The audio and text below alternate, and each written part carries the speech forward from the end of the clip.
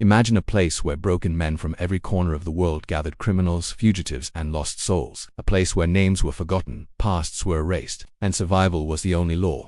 This was the French Foreign Legion in the 19th century, a brotherhood forged in blood, sweat, and silence. But hidden within its dusty camps and brutal deserts were confession stories of horror, loyalty, and madness. Tales whispered in the dark by men who had nothing left to lose.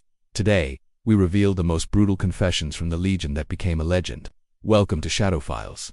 In 1831, King Louis Philippe of France created the French Foreign Legion.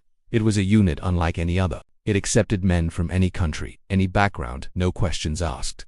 Murderers, deserters, dreamers, they all joined, trading their pasts for a uniform, a rifle, and a new name. But this freedom came at a cost: absolute obedience, endless punishment, and no mercy. Life in the Legion was brutal. Days were spent under the burning African sun, and nights were filled with hunger and disease. Officers ruled with iron fists, and any sign of weakness meant death either from enemies or from sheer exhaustion. This wasn't just an army. It was a grinder, designed to break men down and rebuild them as hardened soldiers, or discard them completely. Their new life was a relentless test of endurance, where the line between discipline and cruelty was often blurred, and the only certainty was the command of their superiors. One soldier wrote, "We marched for days with no water. Our lips cracked, our skin burned. The man beside me collapsed. The officer didn't stop, he said. Leave him. The desert will bury him." The Sahara became their graveyard. Many confessed they prayed not for victory, but for a swift death. Some resorted to drinking their own blood just to survive another day in the unforgiving heat. Discipline was absolute and brutally enforced. Those who disobeyed faced public beatings or were tied to stakes and left to bake under the sun. This wasn't war as we know it. For many, it was a prolonged punishment. Every step in the sand was a battle against nature, against their own bodies, and against the merciless system they had willingly joined. The desert didn't care about their pasts, it only demanded their future. Another legionnaire confessed, "I came to forget my past, but here I lost my soul." In the Legion, names didn't matter. You were given a number, a uniform, and orders. Many men joined to escape crimes or heartbreak, but inside, they found something far worse: a machine that systematically crushed their individuality.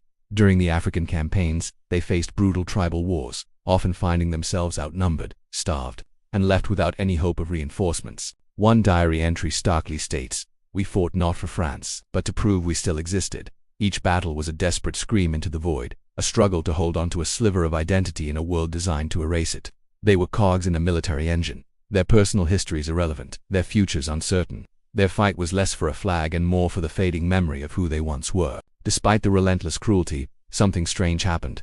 Men who had come to hate life found a new reason to live. Brotherhood, one soldier wrote. "In battle, the man beside me was my only family. We didn't speak the same language, but we'd die for each other." The Legion forged bonds stronger than blood. They fought in Mexico, North Africa, and Algeria, often abandoned by the world, dying in wars no one would remember.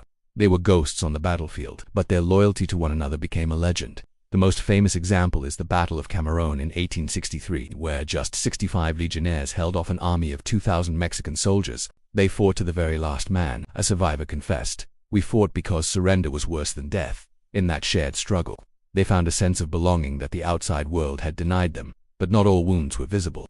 Many confessed they couldn't sleep, haunted by nightmares of lost comrades, endless wars, and the cruel punishments they endured. A former legionnaire wrote in his journal, "The officers punished us for everything. A wrong salute, a misstep, 10 lashes. Some men took their own lives." The mental torment was as deadly as any battlefield.